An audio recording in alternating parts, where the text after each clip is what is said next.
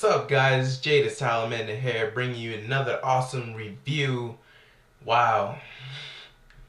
Obito Uchiha. What do I think about that? Wow. Alright, so basically, I'm gonna start off first with the spoiler that was supposedly announced yesterday that Toby was supposed to be Uzina and that Kishimoto himself accidentally leaked like an interview at like some type of festival in Japan and saying that the interview was supposed to come out in September. Bullshit. I didn't even. As soon as I seen this, I didn't believe it. I didn't want to believe it in the first place, but I didn't want to believe it, and I just knew right off the bat this is not true, and I'd even make a video on it if I thought it was true. I would have made a video on it. I'm not like Sawyer and For Neverworld who fucking made a video automatically. I'm pretty sure they knew that it was fucking fake as well. So just basically, we know it's not fucking Izuna, and it's Obito. So yeah, and another thing I said in my video that I'll give like a shout out to whoever got it correct and they placed their bets. And sorry if I don't know everyone's names, but I can only remember two particular names at like hand right now, and I think it is nobody in particular and Prince of Chaos 7. So thank you guys. You guys submitted here who was Toby, and it was correct. It was Obito. And I actually liked one of you guys' theories. It was like someone corrupted Obito, and I'm just curious to see 600. Lucky number 600 is gonna be that number. We're gonna get an explanation. All right. So now on to the review. So we basically start off with more like a filler. It was like a very fast-paced filler. Um, we see right off the bat, Obito is like rushing to like some type of entrance, and this kind of looks familiar for like when Naruto he was like what, a genin, or when he was very small, and then he was going to like Sasuke and Sakura. So we find out that this is basically the start of the tuning exams, and Obito is laying, he's panting and all that. Alright, so now we get to the first part of the tuning exams, and it is basically like a 3-on-3, team against team, and like ironically, Kakashi's team happens to fight Guy's team, and on Obito's way to go to the first part of the tuning exam, he meets this lady, and then she gives him like a free piece of candy basically, and I'm just looking at Obito. I'm like, don't do it, don't do it. I'm like, that's gonna be the death of you, dude. Don't do it. So he takes a piece of candy and he rushes to the tuning exam. He's late. So right off the bat, when the match starts, Guy charges toward the team, and Obito, trying to be the action hero at the time, he's also chewing the gum, and I'm like, how you gonna come to a tuning exam and chew gum? That's just stupid.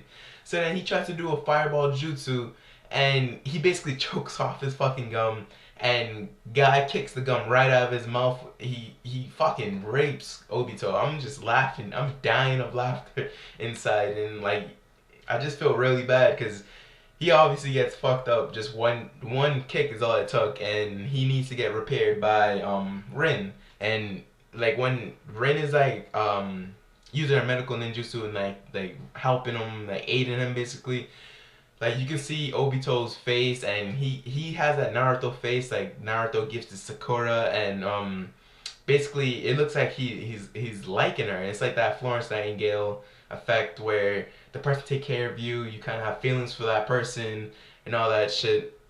Alright, so it takes a little detour and then goes off to what I think is the third part of the tuning exam, and then this part is actually where they fight one on one. Is the individual part of the tuning exam. Remember that when what was it, Naruto and Sasuke and all them, where they were fighting one on one, Lee and Gaara, you remember all that shit.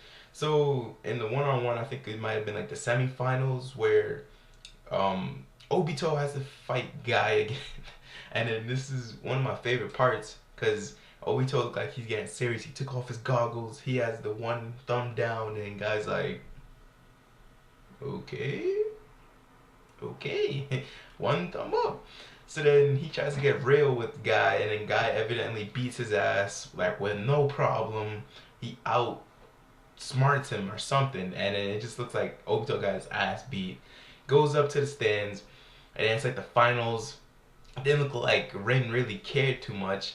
So it's the finals, and